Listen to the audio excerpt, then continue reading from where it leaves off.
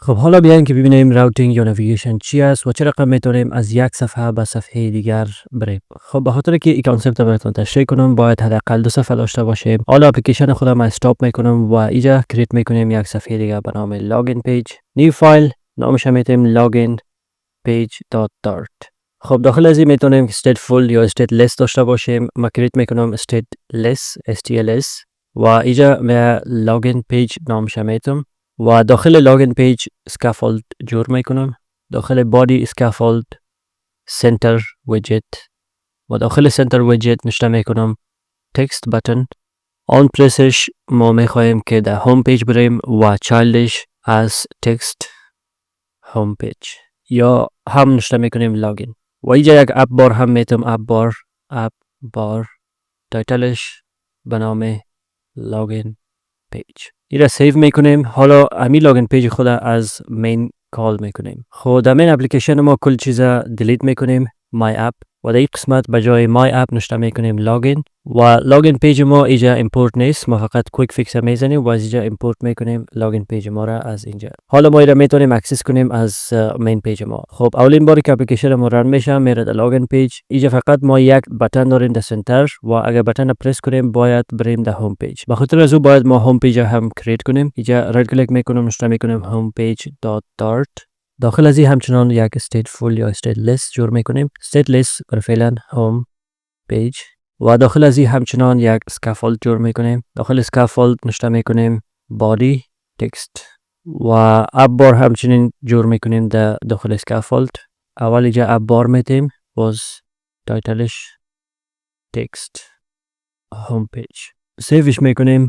حالا اگر اپلیکیشن ما را رن میکنیم خب در اینجا میبینین که لاگین پیج ما در اپ بار نشته است و همچنین ما اینجا یک بتن داریم داخل و تا این قسمت میفهمم که کدام مشکل نداریم به خاطر کلش ساده است. اینجا استیلس کریت کردیم scaffold اپ بار سنتر ویدجت و اینجا داریم تکست بتن و همچنان داریم دیگه پیج به نام هوم پیج. حالا اگر بخوایم از این پیج به هوم پیج انتقال کنیم با پرس کردن از این لاگین بتن چه رقم میتونیم. این کانسپت به نام نویگیشن یا راوتینگ میگه و زمانی که ما بخوایم از یک پیج به دیگه پیج بریم ما میتونیم از کلاس نویگیتور استفاده کنیم در فلتر نویگیتور دات میتونیم. اینجا چندین آپشن داریم مثل پاپ maybe off maybe pop PushAndRemoveUntil remove. زیاد آپشن هست. اگر ما میخوایم فقط از یک پیج دیگه پیج بریم نشته میکنیم .push. اینجا دو پارامتر میخواد. پارامتر اولش کانتکست است که امی کانتکست فعلی ما را از اینجا از بیلد پاس میکنیم و کانتکست دومیش راوت است. در اینجا اگر ما بالای پوش کرزر خود بیاریم میبینیم که راوت اکسپت میکنه. خب نشته میکنیم ماتریال پیج راوت. به خاطر که اپلیکیشن ما اندروید است به خاطر ماتریال اپ اگر یادتون باشه در مین همچنان ما استفاده کردیم از ماتریال اپ. به خاطر تیم ما ماتریال اپ است. به خاطر نشته میکنیم ماتریال پیج راوت به معنی که راوت کنیم از یک پیج به دیگه پیج. این اکسپت میکنه بیلدر. در اینجا نشته میکنیم کنترل اسپیس اگر بزنیم برای ما اتومات پیشنهاد میده. در اینجا نشته میکنیم کانتکست و پاسش میکنیم کدام پیج. نام پیج خودم میتیم هوم پیج و انتر میکنیم. داخلم سمیکالن هوم پیج و اینجا هوم پیج ما اتومات ایمپورت شد. اگه ایمپورت نمیشه و ایرور دارین مثلا ایرا دیلیت میکنیم. اینجا بالا از میایم کویک فیکس ایمپورت میکنیم اتومات این هوم پیج ما را در این صفحه ایمپورت میکنه. این اگه سیو کنیم و حالا اگر بریم در اپلیکیشن ما بالای لاگین بتن کلیک کنیم این میبره ما را در هوم پیج و در هوم پیج همچنان ما این تکست داریم ویلکام تو هوم پیج و اینجا میبینیم که در اپ بار هوم پیج اتومات یک بتن میاد. اگر کلیک کنیم بک میکنه به لاگین پیج. در صورتی که ما در هوم پیج هیچ در اپ بار این رقم بتن ندادیم. این فیچر توسط Navigator.push است. اگر ما استفاده میکنیم به جای Navigator.push PushAndRemove اگه استفاده میکنیم در اینجا یک پارامتر دیگه میخواه. اگر ما اینجا هاور کنیم میبینیم که راوت و اینجا تایپش بولین است. خب ما اینجا نشته میکنیم اینجا میمانیم کاما و اینجا نشته میکنیم راوت هر راوتی که باشه فالس. اگر ما سیو میکنیم حالا میایم در اینجا لاگین پرس میکنیم بتن هم نیست و بک هم رفتن نمیتونیم. حتی اگر بک بتن از اپلیکیشن ما میزنیم اپلیکیشن مکمل کلوز میشه. اینجا Navigator.push که است اگر ما ایره پس Navigator.push جور کنیم، Navigator.push خوبیش این است که ایره باید از سر رن کنیم. Navigator.push که است امی هوم پیج ما را بالای لاگین پیج ما میاره و لاگین پیج همچنان در بک‌گراند اویلیبل است. هر وقت که ما بخوایم بک آمده میتونیم. اما اگر Navigator.push ریموو میکنیم، تمام صفحه هایی که بعد از پرس از این بتن میآید، صفحه های قبلی را ریموو میکنه از استک یا از مموری و فقط امی صفحه ای که ما میخوایم بریم دیگه هوم پیج است، اما فقط باقی میمونه. حالا اگر پوش ما استفاده میکنیم، اینجا لاگین میزنیم، هم از طریق از این بتن میتونیم بک بیم و هم از طریق از این بتن بک که در دیوایس است. دیگه داریم Navigator.pop. حالا به طور مثال اگر ما اینجا لاگین کلیک میکنیم و این بتن وجود نداره و ما نمیخوایم که از این بتن استفاده کنیم، اینجا یک لاگ اوت بتن میخوایم داشته باشیم در هوم پیج ما. زمانی که یوزر لاگ اوت میزنه، او مستقیما پس در لاگین پیج بیاید. او را چه رقم میتونیم بدست بیاریم؟ اینجا در هوم پیج ما میایم، یک کالم جور میکنم، اولی را مندازم، بعد از این یک بتن و این را همچنان سنتر میکنیم، سیوش میکنیم، میبینیم ریزالت ما دیگه سنتر شد. حالا با پرس از این بتن ما میخوایم که پس به لاگین پیج ما بریم. او را چه رقم میتونیم؟ او هم آسان است، داشته میکنیم Navigator.pop. Navigator.pop همچنان یک پارامتر میخواد که کانتکست است. همین کانتکست را پاس میکنیم و این فقط همین کانتکست از صفحه ما ریموو میکنه و هر پیجی که قبل از هوم پیج آمده بود ما را در همون پیج میبره. حالا اگر سیو کنیم، اینجا بالای لاگ اوت بتن کلیک میکنیم، پس ما را در لاگین پیج میاره. کانسپت بعدی است که چه رقم ما میتونیم یک دیتا را از لاگین پیج پاس کنیم به هوم پیج. به طور مثال ما میخوایم که لاگین کنیم به نام ABC و همو ABC پاس شود در هوم پیج و او را بتونیم دیگه نشان بدیم به تکست. به خاطر از او یک وریبل جور میکنیم به نام string name equals to هیچ چیز و حالا باید ما این وریبل در هوم پیج پارامتر ما اکسپت کنیم. اینجا نشته میکنیم و این نیم میتونیم دیگه نشته کنیم welcome، دلار ساین نشته میکنیم و نام وریبل. میتونیم وریبل ما رو در تکست این رقم استفاده کنیم و یا همچنان اینجا پلاس بتیم و این رقم. خب راه آسانش و بهترش امی است که دلار ساین بتیم و نیم.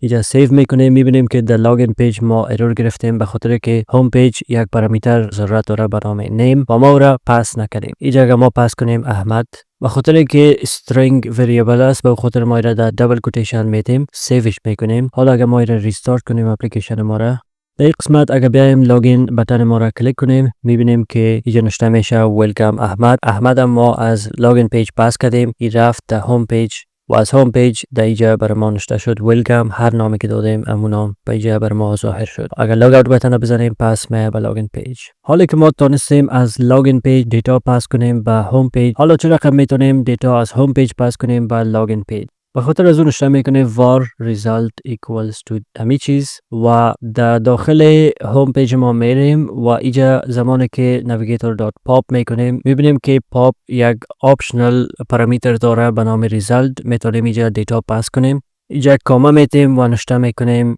this is return. سیوش میکنیم و در هوم پیج میریم. ریزالت ما را بعد از اینکه پوش شد و بعد از اینکه پس از هوم پیج دوباره واپس آمد اینجا نشته میکنیم print result.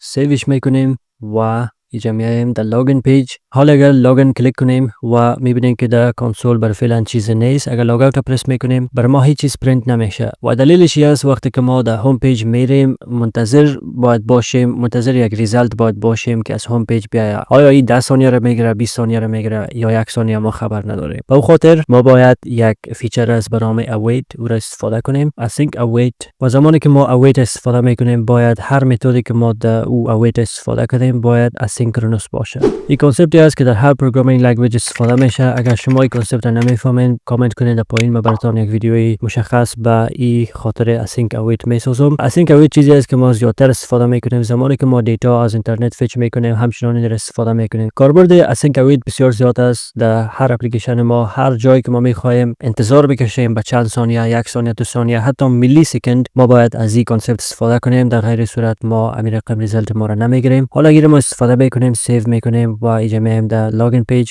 لاگین میزنیم و بک میکنیم. میبینیم که اینجا دیتا ما ریترن شد نل. این را ما باید یک کاندیشن بدیم if result not equals to null. حالا سیوش میکنیم و ریستارت. حالا اگر میریم لاگین بتن را پرس میکنیم و بک میایم no result و لاگین میکنیم، دوباره لاگ اوت.